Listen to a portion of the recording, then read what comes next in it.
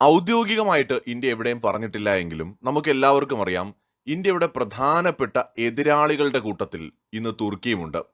കാരണം തുർക്കി എത്രത്തോളം ശക്തമാകുന്നോ അത്രത്തോളം തന്നെ പാകിസ്ഥാനും ശക്തമാകും എന്നതുകൊണ്ട് തന്നെ തുർക്കിയുടെ ശക്തി ഇല്ലാതാക്കുക അല്ലെങ്കിൽ തുർക്കിയെ ദുർബലപ്പെടുത്തുക എന്നത് ഇന്ത്യയുടെ കൂടി ആവശ്യമായിട്ട് മാറുകയാണ്. അതുകൊണ്ട് തന്നെ ഒരൊന്നാന്തരം തന്ത്രം ഇന്ത്യ ഇപ്പോൾ പയറ്റിക്കൊണ്ടിരിക്കുകയാണ്. ആ തന്ത്രത്തിൽ ശരിക്കും നട്ടം തിരിയുകയാണ് തുർക്കി. അതായത് കഴിഞ്ഞ ദിവസം പ്രേക്ഷകർ എല്ലാവരും ഒരു വാർത്ത കണ്ടു കാണും. ഗ്രീസിന്റെ ഡിഫൻസ് മിനിസ്റ്റർ അടക്കം ഇന്ത്യയിലേക്ക് വരികയാണ്.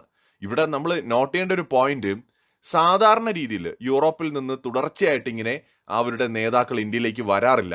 ഇത് ഒരു വിചിത്രമായ കാഴ്ച എന്നേ പറയാൻ പറ്റൂ. ഇത്രയും അടുത്ത് നമുക്കറിയാം യുവിന്റെ ലീഡേഴ്സ് വന്നത് ട്രേഡ് ഡീൽ സൈൻ ചെയ്യാനാണ്. അതിന് മുന്നേ ആയിട്ട് നിരവധി രാജ്യങ്ങളുടെ പ്രതിനിധികൾ അല്ലെങ്കിൽ ഭരണാധികാരികൾ ഇന്ത്യയിലേക്ക് വന്നിരുന്നു യൂറോപ്പിൽ നിന്ന്. ഇപ്പൊ ഗ്രീസിന്റെ പ്രതിനിധികൾ വന്നിരിക്കുന്നത് വെറുതെ വന്നിട്ട് പോകാനല്ല, വളരെ പ്രധാനപ്പെട്ടൊരു കരാറ് സൈൻ ചെയ്യുന്നതിന് വേണ്ടിയിട്ടാണ് എത്തിയത്. എന്ന് വെച്ചാൽ ഇന്ത്യയും ഗ്രീസും തമ്മിൽ ഔദ്യോഗികമായിട്ട് ഒരു ഡിഫൻസ് കരാറ് സൈൻ ചെയ്തിരിക്കുകയാണ്. അതായത് പരസ്പരം ഡിഫൻസ് രംഗത്ത് സഹകരിക്കുക എന്ന ഉദ്ദേശത്തോടു കൂടി 5 വർഷത്തെ റോഡ് മാപ്പും ഇതിനായിട്ട് രണ്ട് രാജ്യങ്ങളും ചേർന്ന് തയ്യാറാക്കിയിട്ടുണ്ട്. ചില വാർത്തകൾ പറയുന്നതനുസരിച്ചാണെങ്കിൽ ഇന്ത്യയുടെ കൈവശത്തുള്ള നിരവധി ആയുധങ്ങൾ ഗ്രീസ് വാങ്ങാനുള്ള സാഹചര്യമൊക്കെ ഉണ്ടാവുന്നുണ്ട്. നമുക്ക് അതിനെക്കുറിച്ച് കൂടുതൽ വ്യക്തത വന്നതിന് ശേഷം സംസാരിക്കാം. എന്തായാലും ഗ്രീസും ഇന്ത്യയും തമ്മിലുള്ള ഒരു പ്രതിരോധ സഹകരണം വളരെ പ്രധാനപ്പെട്ട ഒരു ചുവടുവയ്പ്പാണെന്ന് പറയാതെ വയ്യ. ഇവിടെ എന്തുകൊണ്ടാണ് തുർക്കിക്ക് ഇത് പണിയാകുന്നു എന്ന് ചോദിച്ചാൽ തുർക്കിയുടെ മാപ്പ് എടുത്ത് നോക്കിയാൽ മതി. ഒരു വശത്ത് നമുക്ക് കാണാൻ കഴിയും അർമേനിയ എന്ന് പറയുന്ന രാജ്യം, മറുവശത്ത് കിടക്കുന്നത് നമ്മുടെ ഗ്രീസ് ആണ്. അപ്പൊ ഇവിടെ അർമേനിയ ഓൾറെഡി ഇന്ത്യയുടെ ഏറ്റവും അടുത്ത ഒരു പ്രതിരോധ പങ്കാളിയാണ്. ഇന്ത്യയുടെ പിനാക്ക മിസൈലുകളും അതുപോലെ ആകാശ് മിസൈൽ സിസ്റ്റവും ഒക്കെ നമ്മൾ ഓൾറെഡി ഈ അർമേനിയ എന്ന് പറയുന്ന രാജ്യത്തിന് കൊടുത്തിട്ടുണ്ട്. അതിലുപരിയായിട്ട് കൂടുതൽ ആയുധങ്ങൾ ഇന്ത്യയുമായിട്ട് വാങ്ങാൻ അർമേനിയ തയ്യാറെടുക്കുകയാണ്. അപ്പൊ നേരത്തെ അസർബൈജാൻ അർമേനിയ യുദ്ധസമയത്ത് തുർക്കിയുടെ ഡ്രോണുകൾ അസർബൈജാന് നൽകുകയും ആ ഡ്രോണുകൾ വലിയ രീതിയിലുള്ള ഭീഷണി അർമേനിയയ്ക്ക് ഉയർത്തുകയും ചെയ്തു. വലിയ തിരിച്ചടി തന്നെ അർമേനിയയ്ക്ക് യുദ്ധത്തിൽ നേരിട്ടു. അസർബൈജാൻ തത്വത്തിൽ വിജയിക്കുകയും ചെയ്തു. ഇതേ തുടർന്നാണ് ഇന്ത്യയെ കൂടുതൽ ഡിപ്പെൻഡ് ചെയ്യാൻ അർമേനിയ തയ്യാറാവുന്നത്. ഓപ്പറേഷൻ സിന്ദൂറിന്റെ സമയത്ത് തുർക്കിയുടെ ഡ്രോണുകളെ എങ്ങനെയാണ് ഇന്ത്യ തകർത്തത് എന്ന് ലോകം ഉറ്റുനോക്കി. വളരെ തന്ത്രപരമായിട്ട് ആധുനിക സാങ്കേതിക വിദ്യയുടെ സഹായത്തോടെ തന്നെ ഇന്ത്യ തുർക്കി നിർമ്മിത ഡ്രോണുകളെ തദ്ദേശീയമായി വികസിപ്പിച്ചെടുത്ത വ്യോമ പ്രതിരോധ സംവിധാനങ്ങൾ ഉപയോഗിച്ചുകൊണ്ട് തന്നെ തകർത്തെറിഞ്ഞു. എന്താണ് തുർക്കിയുടെ സൈനിക ശക്തി എന്ന് എടുത്ത് പരിശോധിച്ചാൽ അതിൽ ഏറ്റവും പ്രധാനമാണ് ഡ്രോണുകൾ. പ്രധാനമായിട്ട് തുർക്കി ഒരു ഡ്രോൺ പവർ ആണെന്ന് പറയാം. അപ്പൊ തുർക്കിയുടെ ഡ്രോണുകളെ നേരിടാനുള്ള സംവിധാനം ഏതെങ്കിലും ഒരു രാജ്യത്തിന്റെ കയ്യിൽ വന്നു കഴിഞ്ഞാൽ, പ്രത്യേകിച്ച് തുർക്കിയുമായിട്ട് അതിർത്തി പങ്കിടുന്ന രാജ്യത്തിന്റെ കയ്യിൽ തന്നെ വന്നു കഴിഞ്ഞാൽ തുർക്കി പ്രതിരോധത്തിലാവുകയാണ്. അവിടെ തുർക്കി സ്വാഭാവികമായിട്ട് ഒരു വലിയ സെക്യൂരിറ്റി ത്രെട്ട് അനുഭവിക്കാൻ തുടങ്ങുകയാണ്. കാരണം അർമേനിയയുടെ മേൽ തുർക്കിയുടെ ഡ്രോണുകൾക്ക് മുൻപുണ്ടായിരുന്ന മേൽക്കൈ അഥവാ മേധാവിത്വം ഇനി ഉണ്ടാവുകയില്ല. കാരണം ഇന്ത്യയുടെ പ്രതിരോധ സംവിധാനങ്ങൾ അല്ലെങ്കിൽ ആയുധങ്ങൾ അർമേനിയ വാങ്ങിയിരിക്കുന്നു. അതിന് പിന്നാലെയാണ് തുർക്കിയുടെ മറുവശത്തുള്ള ഗ്രീസുമായിട്ട്, തുർക്കിയുമായിട്ട് അതിർത്തി പങ്കിടുന്ന ഗ്രീസുമായിട്ട് ഇന്ത്യ കൂടുതൽ സഹകരണം മെച്ചപ്പെടുത്തി മുന്നോട്ട് പോകാൻ തീരുമാനിക്കുന്നത്. അതായത് തുർക്കിയും പാകിസ്ഥാനും അസർബൈജാനും ഒക്കെ ചേർന്നുകൊണ്ട് ഇന്ത്യയെ മൂക്കിൽ വലിച്ചു കയറ്റാമെന്ന് അവരങ്ങ് വ്യാമോഹിച്ചു. പക്ഷെ ഇന്നിപ്പോ തുർക്കിയെ ചുറ്റിക്കൊണ്ട് തുർക്കിയുടെ ശത്രുക്കളുമായിട്ട് സഖ്യങ്ങൾ ഉണ്ടാക്കിക്കൊണ്ടും അവർക്ക് ആയുധങ്ങൾ കൊടുത്തുകൊണ്ടും സാങ്കേതിക വിദ്യ കൊടുത്തുകൊണ്ടും അവർക്ക് സപ്പോർട്ട് കൊടുത്തുകൊണ്ടും ഇന്ത്യ തുർക്കിയെ വരിഞ്ഞു മുറുക്കുന്ന കാഴ്ചയാണ് കണ്ടുകൊണ്ടിരിക്കുന്നത്. സൈപ്രസിലേക്ക് ഇന്ത്യയുടെ പ്രധാനമന്ത്രി നരേന്ദ്രമോദി സന്ദർശനം നടത്തിയതും ഈ സാഹചര്യത്തിൽ വേണം വിലയിരുത്താൻ. സൈപ്രസിൽ തുർക്കിയുടെ നേതൃത്വത്തിലുള്ള വിമതർ ഒരു കൂട്ടർ കുറെ പ്രദേശം അടക്കി കയ്യിൽ വെച്ചിട്ടുണ്ട്. തുർക്കിയാണ് സപ്പോർട്ട് കൊടുക്കുന്നത്. മറുഭാഗം പ്രധാനപ്പെട്ട സൈപ്രസ് പ്രദേശങ്ങളെല്ലാം തന്നെ ഗ്രീസുമായിട്ട് അടുത്ത് നിൽക്കുന്ന പ്രദേശങ്ങളാണ്. അപ്പൊ ഈ സൈപ്രസ് ദ്വീപിന് മേലുള്ള തുർക്കിയുടെ അധിനിവേശത്തിനും മെഡിറ്ററേനിയൻ സമുദ്രത്തിൽ ആധിപത്യം ഉറപ്പിക്കുവാനുള്ള തുർക്കിയുടെ മോഹങ്ങൾക്കും കനത്ത തിരിച്ചടി കൊടുത്തുകൊണ്ടാണ് ഇന്ത്യ ഗ്രീസുമായിട്ടും സൈപ്രസുമായിട്ടും അർമേനിയയുമായിട്ടൊക്കെ സഹകരിക്കുന്നത്. ഇതോടൊപ്പം തന്നെ ഇസ്രായേൽ എന്ന് പറയുന്ന ഇന്ത്യയുടെ പരമ്പരാഗതമായ പങ്കാളി, ഇസ്രായേൽ ഇവിടെ ഒരു പ്രധാന റോൾ വഹിക്കുന്നുണ്ട്. ഫ്യൂച്ചറിൽ India middle east Europe economic corridor പൂർണ്ണമായ അർത്ഥത്തിൽ യാഥാർത്ഥ്യമാവുന്ന സമയത്ത് ഇസ്രായേലിന് വലിയ റോളുണ്ട്. മെഡിറ്ററേനിയൻ സമുദ്രത്തിലെ തുർക്കിയുടെ ആധിപത്യം ഇല്ലാതാക്കേണ്ടതും ആവശ്യമാണ്. അപ്പൊ അതിന്റെ എല്ലാം ഒരു തുടക്കമാണ് നമ്മൾ ഈ കണ്ടുകൊണ്ടിരിക്കുന്നത്. അതായത് ഇന്ത്യക്കെതിരെ ചൊറിയാൻ വന്ന് ഇന്ത്യയെ ശത്രുപക്ഷത്തിലേക്ക് മാറ്റിയപ്പോൾ തുർക്കി ഒട്ടും പ്രതീക്ഷിച്ചു കാണില്ല ഇങ്ങനെയുള്ള തിരിച്ചടികൾ. ഇതിപ്പോ ഇന്ത്യൻ ആയുധങ്ങൾ തുർക്കിയെ ചുറ്റി വളയാൻ പോവാണ്. ഓൾറെഡി നമ്മൾ ഫ്രാൻസുമായിട്ട് ഏറ്റവും നല്ലൊരു റിലേഷൻ ബിൽഡ് ചെയ്ത് കഴിഞ്ഞു. ജർമ്മനിയുമായിട്ടുള്ള റിലേഷൻ വളരെ മെച്ചപ്പെട്ട് കഴിഞ്ഞു. ഇറ്റലിയുമായിട്ടുള്ള റിലേഷൻ വളരെ മെച്ചപ്പെട്ട് കഴിഞ്ഞു. യൂറോപ്യൻ രാജ്യങ്ങളുമായിട്ട് ഇന്ത്യക്ക് താരതമ്യേന നല്ല ബന്ധമുണ്ട്. തുർക്കിയുടെ കാര്യം എടുക്കുകയാണെങ്കിൽ നാറ്റോ മെമ്പർ ആണെന്നത് മാറ്റി നിർത്തിയാൽ തുർക്കി ശരിക്കും യൂറോപ്പിന്റെ ശല്യമാണ്. നല്ല സ്റ്റാൻഡേർഡ് ആയിട്ടുള്ള ഒരു റെസിഡൻഷ്യൽ ഏരിയക്കകത്ത് അല്ലെങ്കിൽ ഒരു വില്ലയ്ക്കകത്ത് ഒരു മര്യാദയും ഇല്ലാതെ താമസിക്കുന്ന, നിരന്തരം ശല്യമുണ്ടാക്കുന്ന ഒരു ഫാമിലിയാണ് യൂറോപ്പ് എന്ന് പറയുന്ന ഭൂഖണ്ഡത്തിൽ അല്ലെങ്കിൽ യൂറേഷ്യൻ ഭൂഖണ്ഡത്തിലായിട്ട് കിടക്കുന്ന തുർക്കി.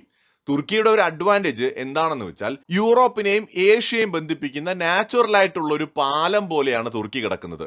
ഇതിന്റെ എല്ലാ അഹങ്കാരവും എർദോഗൻ ഭരണകൂടത്തിന് ഉണ്ട് താനും. പക്ഷെ ആ അഹങ്കാരത്തിനുള്ള തിരിച്ചടിയാണ് തുർക്കിക്ക് കിട്ടിക്കൊണ്ടിരിക്കുന്നത്. എന്ന് വെച്ചാൽ ഇനിയുള്ള വർഷങ്ങളിൽ ഇന്ത്യ യൂറോപ്പുമായിട്ട് സഹകരിക്കാൻ പോവാണ്. അതായത് എനിക്ക് വളരെ കൗതുകം തോന്നിയൊരു കാര്യം, സമീപകാലത്തായിട്ട് യൂറോപ്പിൽ നിന്ന് ഇന്ത്യയിലേക്ക് വന്നിട്ടുള്ള നേതാക്കൾ ആരാണെങ്കിലും, അതിപ്പോൾ ഹൈ പ്രൊഫൈലുള്ള ആൾക്കാരാണെങ്കിലും, ചാൻസലർ, ജർമ്മൻ ചാൻസലർ ആയിക്കോട്ടെ, അല്ലെങ്കിൽ ഇപ്പോൾ റീസെൻ്റ് ആയിട്ട് വന്ന യൂറോപ്യൻ യൂണിയൻ പ്രസിഡന്റും ചീഫും ഒക്കെ ആയിക്കോട്ടെ, അല്ലെങ്കിൽ ഏറ്റവും ഒടുവിൽ വന്നിട്ടുള്ള നമ്മുടെ ഗ്രീസിന്റെ ഡിഫൻസ് മിനിസ്റ്റർ ആയിക്കോട്ടെ, ഇവരെല്ലാവരും ഇന്ത്യയെക്കുറിച്ച് ആഴത്തിൽ മനസ്സിലാക്കിയിട്ടാണ് വന്നിരിക്കുന്നത് എന്നത് വളരെ സന്തോഷം പകരുന്ന ഒരു കാര്യമാണ്. മുൻപ് നമ്മുടെ ഗ്രീക്ക് പ്രധാനമന്ത്രി പറഞ്ഞത് ഇന്ത്യയും ഗ്രീസും അല്ലെങ്കിൽ ഇന്ത്യയും ഗ്രീക്കും വളരെ പുരാതനമായിട്ടുള്ള രണ്ട് സിവിലൈസേഷൻസ് ആണെന്നാണ്. അത് തത്വത്തിൽ ശരിയാണ്. നമ്മുടെ മൗര്യ സാമ്രാജ്യ കാലത്ത് ഗ്രീക്കുകാരെ പരാജയപ്പെടുത്തിയിട്ടുണ്ട്. അത് വളരെ ചരിത്രത്തിലെ വളരെ മനോഹരമായ ഒരു കാലഘട്ടമാണ്. ഗ്രീക്കുകാരെ പരാജയപ്പെടുത്തിയിട്ടുണ്ടെന്ന് മാത്രമല്ല, ഗ്രീക്കുകാരുടെ കൈവശമുണ്ടായിരുന്ന ഒരുപാട് പ്രദേശങ്ങൾ മൗര്യ സാമ്രാജ്യത്തിന്റെ ഭാഗമായി കൂട്ടിച്ചേർക്കപ്പെട്ടു. അതിനുശേഷം അന്നത്തെ ഗ്രീക്ക് ഭരണകൂടവുമായിട്ട് ഇന്ത്യൻ രാജവംശത്തിന് അല്ലെങ്കിൽ മൗര്യ സാമ്രാജ്യത്തിന് വിവാഹ ബന്ധങ്ങൾ ഉണ്ടായിരുന്നു. അവിടുത്തെ രാജകുമാരിമാരെ ഈ മൗര്യ സാമ്രാജ്യത്തിലെ രാജകുമാരന്മാർ വിവാഹം കഴിക്കുന്നത് പോലെയുള്ള വിവാഹബന്ധം അക്കാലത്ത് ഒരു നയതന്ത്ര ബന്ധത്തിന്റെ ഭാഗം കൂടിയാണ്. ഈ വിവാഹ ബന്ധങ്ങളിലൂടെ രാജ്യങ്ങൾ തമ്മിലുള്ള റിലേഷൻ മെച്ചപ്പെടുത്തുക എന്നത് ആ കാലഘട്ടത്തിലും പിൽക്കാലത്തുമൊക്കെ ഏറെ പ്രചാരത്തിലുണ്ടായിരുന്ന ഒരു തന്ത്രമാണ്. അപ്പോൾ ഈ മൗര്യ സാമ്രാജ്യത്തിന്റെ മേധാവിത്വം അംഗീകരിച്ചുകൊണ്ട് ഗ്രീക്കുകാർ ഇന്ത്യയുമായിട്ട് ആ കാലത്ത് സഹകരിച്ചിരുന്നു. ഇന്ത്യയുടെ ചരിത്രത്തിലെ തന്നെ ഏറ്റവും വലിയ സാമ്രാജ്യങ്ങളിൽ ഒന്നാണ് മൗര്യ സാമ്രാജ്യം. ഇന്ത്യൻ സബ് കോണ്ടിനെന്റ് പൂർണ്ണമായിട്ടും അതിന്റെ നിയന്ത്രണത്തിലായിരുന്നു. സമീപ രാജ്യങ്ങളെല്ലാം മൗര്യ സാമ്രാജ്യത്തിന്റെ കാലഘട്ടത്തിൽ അവരുടെ സാമന്ത രാഷ്ട്രങ്ങളായിരുന്നു. മൗര്യന്മാര് പൂർണ്ണമായും സമീപ രാജ്യങ്ങളെല്ലാം ഭരിച്ചില്ല, പകരം സാമന്ത രാഷ്ട്രങ്ങളായിട്ടാണ് വെച്ചത്. ആ കാലഘട്ടത്തിൽ മൗര്യന്മാരുടെ സ്വാധീനത്തെ അല്ലെങ്കിൽ അവരുടെ സൈനിക ശക്തിയെയും മേധാവിത്വത്തെയും ഒക്കെ അംഗീകരിച്ചിട്ടാണ് ചോള സാമ്രാജ്യം പോലും നിലനിന്നിരുന്നത്. മൗര്യന്മാർക്ക് ചോളന്മാരോട് വലിയ മതിപ്പുണ്ടായിരുന്നു. അപ്പൊ ഇന്ത്യൻ സബ് കോണ്ടിനെന്റും സമീപ പ്രദേശങ്ങളും അടക്കം നിയന്ത്രിക്കുകയും ഭരിക്കുകയും ഒക്കെ ചെയ്തിരുന്ന ഇന്ത്യയുടെ ചരിത്രത്തിലെ ഏറ്റവും വലിയ സാമ്രാജ്യമാണ് മൗര്യ സാമ്രാജ്യം. ആ മൗര്യ സാമ്രാജ്യവുമായിട്ട് ഗ്രീക്കുകാർക്ക് ഏറെക്കാലം ബന്ധമുണ്ടായിരുന്നു. മാത്രമല്ല അവിടെ നിന്ന് മെഗസ്തനീസ് എന്ന് പറയുന്ന ഒരു അംബാസഡറെ പോലും നമ്മുടെ ഇന്ത്യയിലേക്ക് അല്ലെങ്കിൽ മൗര്യന്മാരുടെ നമ്മുടെ ഇന്ത്യയിലേക്ക് അയക്കുക പോലും ഗ്രീക്കുകാർ ചെയ്തിട്ടുണ്ട്. അപ്പൊ അങ്ങനെയൊക്കെ ചരിത്രപരമായിട്ട് വലിയ ബന്ധമുണ്ട് ഈ ഇന്ത്യയും ഗ്രീക്കുകാരും ഒക്കെ തമ്മിൽ. പിൽക്കാലത്ത് മൗര്യന്മാരുടെ കാലത്തിന് ശേഷം പിന്നെ ഗുപ്ത എംപയർ, അങ്ങനെ കുറേ സാമ്രാജ്യങ്ങൾ ഇന്ത്യ കണ്ടു. അത് കഴിഞ്ഞ് 10-ാം നൂറ്റാണ്ടോട് കൂടിയൊക്കെയാണ് ശരിക്കും ഈ ഇസ്ലാമിക ആക്രമണം ഇന്ത്യക്ക് നേരെ ഉണ്ടാവുന്നതും പിൽക്കാലത്ത് ഇന്ത്യൻ സബ് കോണ്ടിനെന്റിന്റെ ഓരോ പ്രദേശങ്ങളിലും ഇസ്ലാമിക് റൂളേഴ്സ് അധികാരം പിടിച്ചെടുക്കുകയും ചെയ്യുന്നത്. ഇതൊക്കെ ചരിത്രത്തിന്റെ ഭാഗമാണ്. പക്ഷെ ഇന്ത്യയുടെ ആ പുരാതന കാലഘട്ടത്തിലെ ആരെയും അതിശയിപ്പിക്കുന്ന വളർച്ച അല്ലെങ്കിൽ അക്കാലത്തെ ഏറ്റവും സമ്പന്ന രാജ്യം കൂടിയാണ് ഇന്ത്യൻ സബ് കോണ്ടിനെന്റ് എന്ന് പറയുന്നത്. ശരിക്കും ലോകത്തിലെ ടോട്ടൽ GDP-യുടെ 25 മുതൽ 35-40% വരെ പല കാലങ്ങളിലായിട്ട് ഇന്ത്യയുടെ കോൺട്രിബ്യൂഷൻ ആയിരുന്നു. അപ്പൊ അത്രയും വികസിതവും സമ്പന്നവുമായിരുന്നു ആ കാലത്ത്. അപ്പൊ ആ ഇന്ത്യയെ ഇന്ന് വിദേശികൾ തിരിച്ചറിയുന്നുണ്ട്. അപ്പൊ ഇന്ത്യയുടെ ഇന്നത്തെ പ്രാധാന്യത്തെക്കുറിച്ച് എടുത്തു പറയുകയുണ്ടായി Greek defence minister. So India എന്ന് പറയുന്ന ഒരു രാജ്യം ഒരു തിരിച്ചുവരവിന്റെ പാതയിലാണ്.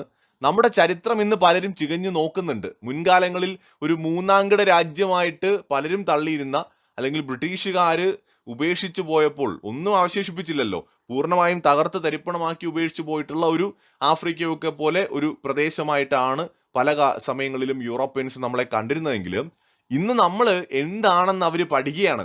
നമ്മുടെ ചരിത്രം എന്താണെന്ന് അന്വേഷിക്കുകയാണ്.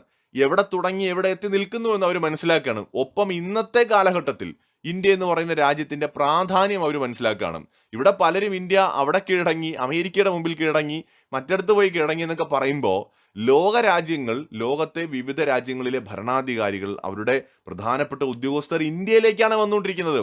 ഇന്ത്യ അങ്ങോട്ടേക്കല്ല പോകുന്നത്. അതായത് നമ്മുടെ ന്യൂഡൽഹിയിലേക്കാണ് വന്നുകൊണ്ടിരിക്കുന്നത്. ഇവിടെ വന്നിട്ടാണ് ചർച്ചകൾ നടത്തുന്നത്, എഗ്രിമെന്റുകൾ സൈൻ ചെയ്യുന്നത്. സോ ഇവിടെ തുർക്കിയെ പോലുള്ള രാജ്യങ്ങളുടെ മോഹങ്ങൾക്ക് കനത്ത തിരിച്ചടി കൂടിയാണ് ഇന്ത്യ കൊടുക്കുന്നത്. ഓട്ടോമൻ സാമ്രാജ്യം തിരിച്ചു കൊണ്ടുവരാമെന്നുള്ള എർദോഗന്റെ സ്വപ്നങ്ങൾ നടക്കില്ലെന്ന് മാത്രമല്ല, ഇന്ത്യ അതിനെ എന്നേക്കുമായിട്ട് കുഴിച്ചു മൂടുന്ന പണിയാണ് ചെയ്തുകൊണ്ടിരിക്കുന്നത്.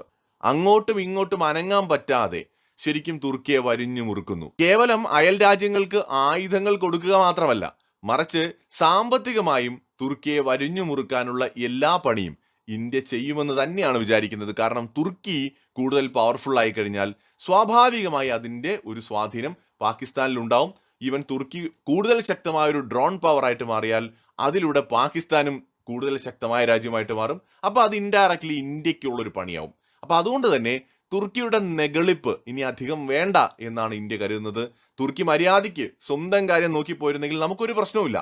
നമ്മുടെ രാജ്യത്തിന്റെ നിലനിൽപ്പിന് ഭീഷണിയാവുന്ന വിധം സഖ്യങ്ങൾ ഉണ്ടാക്കുക. ഓപ്പറേഷൻ സിന്ദൂറിന്റെ സമയത്ത് വലിയ 2-3 വിമാനം നിറയെ ഡ്രോണുകൾ എത്തിച്ചു കൊടുക്കുക. ഇങ്ങനെ പല രീതിയിൽ തുർക്കി പാകിസ്ഥാനെ സഹായിച്ചു. അപ്പോൾ അതുകൊണ്ട് തന്നെ അതിനുള്ളത് അനുഭവിക്കാനുള്ളൊരു സമയമാണിപ്പോൾ തുർക്കിക്കെന്ന് തോന്നുന്നു. തുർക്കിയുടെ അയൽ രാജ്യങ്ങളിൽ പിടിമുറുക്കുക മാത്രമല്ല, യൂറോപ്പിൽ നിന്ന് തുർക്കിയെ ഒറ്റപ്പെടുത്താനുള്ള പണിയും ഇന്ത്യ ചെയ്യുന്നുണ്ട്. ഇത് പതിയെ പതിയെ സാമ്പത്തികമായിട്ട് തുർക്കിയെ കൂടുതൽ സമ്മർദ്ദത്തിലാക്കാനുള്ള സാധ്യതയുമുണ്ട്. മറ്റൊരു വീഡിയോയുമായി വീണ്ടും വരാം.